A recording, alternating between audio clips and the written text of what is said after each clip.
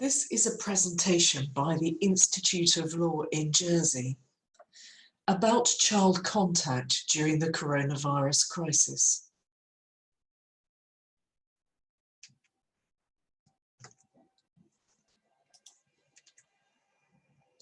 We all know that it can be tricky to agree arrangements for children following a separation. And that applies even when life is normal. Your family, if you've been through a separation, might be at any one of a number of different stages in sorting out family life. You might still be trying to agree arrangements for where children are going to live and how they're going to spend time with their other parent. You might have agreed those contact arrangements. You might even be sharing care of your children. You might have a documented agreement in place, and you might even have a court order if you've had a difficult case. But what happens when the unexpected happens? And there was nothing more unexpected than this. Few families were prepared for the current coronavirus crisis, and it's difficult to know what to do where you've got children with contact arrangements with other parents. We all know what we've got to do, particularly during this lockdown period. We know that we've got to stay at home, and we know that staying at home might save lives. But what does that mean for children who are having contact with more than one parent or are living with more than one parent? A quick pause. This presentation is designed to be helpful, and we hope it is, but it is no substitute for seeking legal advice in your case if you need to. That's because every case is different, every family is different, and there might be particular complicated things about your case that require some hands-on advice, particularly if you've had the help of a lawyer in achieving an order from a court, or if they've helped you to write an agreement. Think about taking some advice. Well, what does the Jersey government say about all this? The government says that children should not normally be moving between households, particularly during this lockdown period.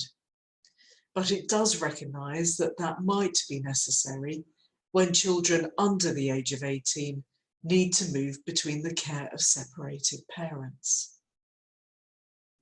Well, what does that really mean? It means that children can move between the homes of separated parents. It's an exception to the rule, but it doesn't mean that they must.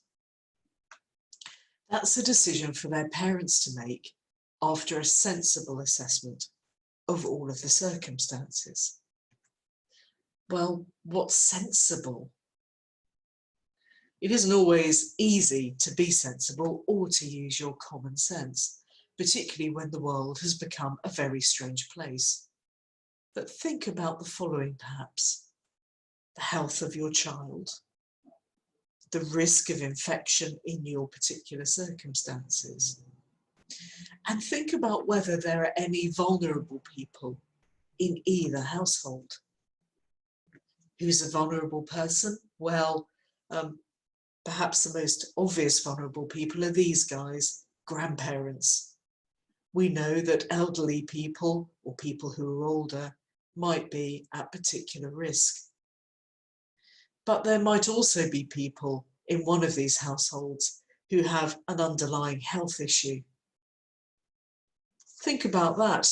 It might even be one of you. It might be one of the parents. If you're a parent who is a high-risk individual, you've probably had a letter from your doctor telling you that you are at high risk. Think about asking your doctor for some further advice about how you should manage arrangements for your child or children during the coronavirus crisis in a way that's safe for you.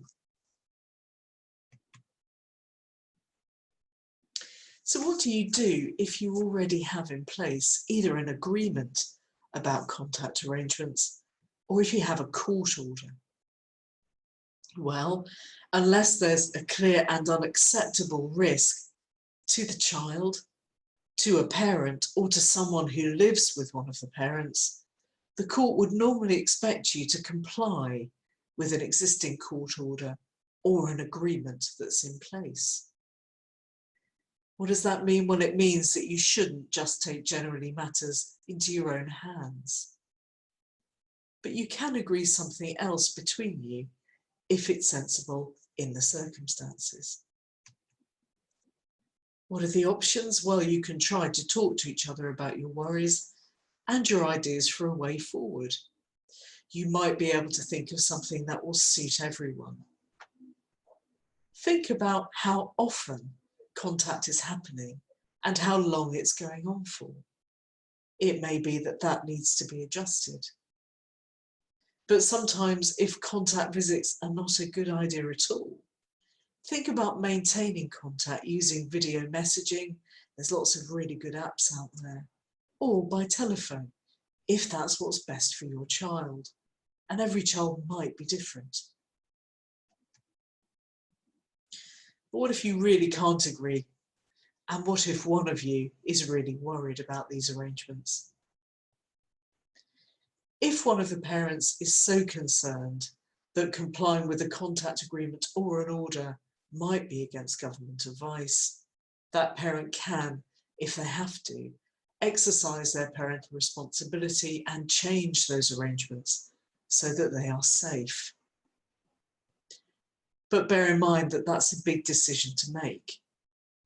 If the court has to look back at it because there's an argument later down the line, it is going to think about how reasonable and sensible you both were in trying to sort something out. And remember, you also need to think about what you're actually going to do with your child during contact. Try and agree some ground rules between yourselves as parents if you can. Remember that social distancing rules apply. You need to keep a distance between you, your child, and other people.